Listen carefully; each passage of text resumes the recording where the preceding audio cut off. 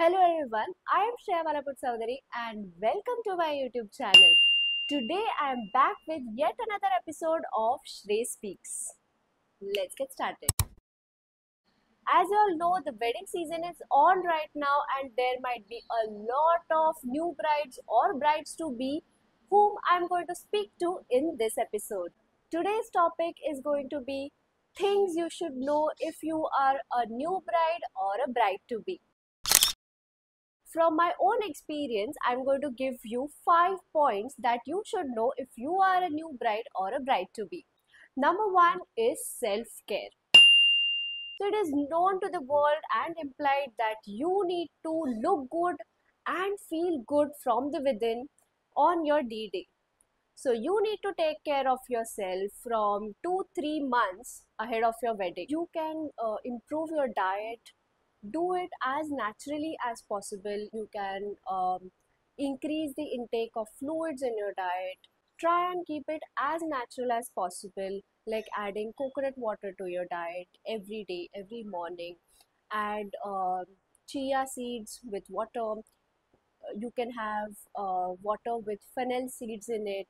You can have jeera water if possible, and you can add a lot of fruits in your diet. Along with the lot of chaos going on around you, do not forget to take out at least 30 minutes for your workout, be it yoga, be it gym, or just walking. Managing your sleep cycle is also necessary before the marriage, because I know there's a lot of packing going on, there's a lot of chaos going around you. There are endless jobs that are to be done, but please take care of your sleep, because that is going to affect your skin, affect you from within. So, sleep cycle should be focused more. And the most important thing is at least take out 5 minutes for your meditation, that is mindfulness, along with this chaos going around you. That will help you to calm yourself down. Number two is talk to your partner. We often commit this mistake of just focusing on the wedding day preparations and we forget the life post marriage. So, do not forget to prepare yourself for the life post marriage as well.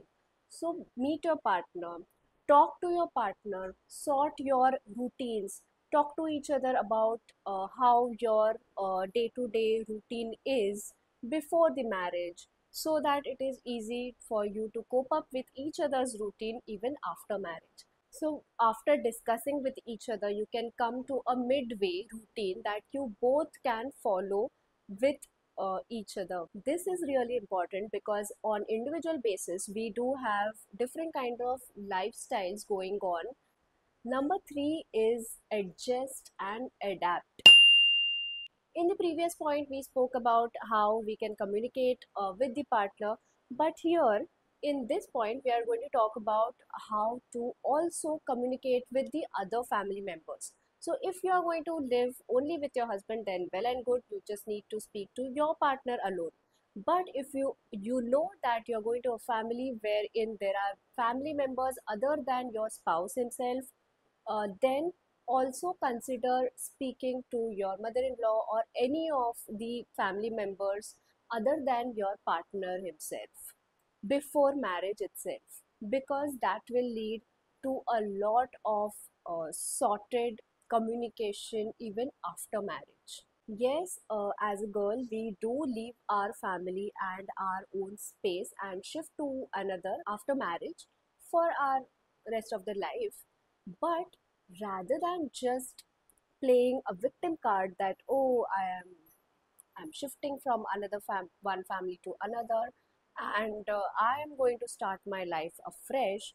But rather than doing that, you can also adjust yourself with the new family member. Rather than just expecting adjustment and adaptation from their families, you can take a step forward and adjust and also try and know their routine as well, so that you can adapt to their routine, because we are younger than them.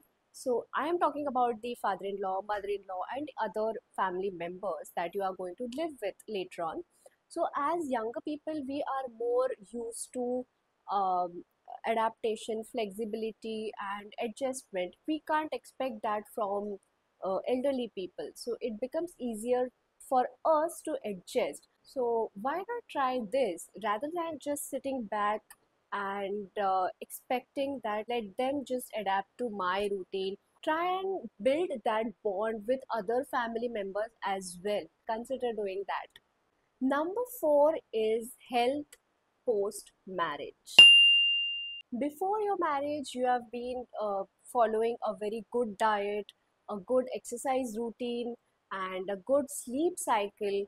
But after marriage, suddenly you end up eating a lot of sweets, lot of heavy food, during marriage or even after marriage. You are called by various relatives from on both the sides of the families, and you end up eating heavy meals on a daily basis or very frequently, which can take a toll on your health.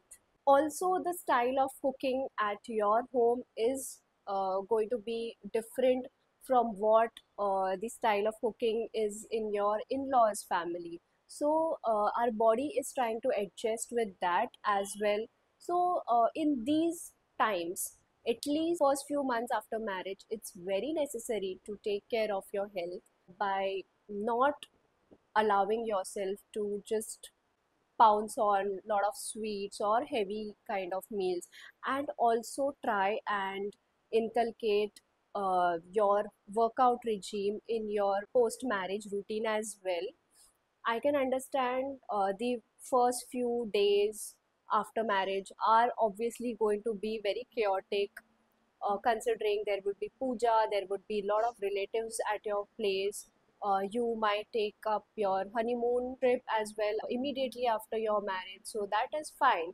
But at least after a month, please do consider coming back to your diet or starting an exercise routine afresh after a month or a month and a half's break, because your body really needs to go back to what it was pre-marriage. Number 5 is spending quality time with your family.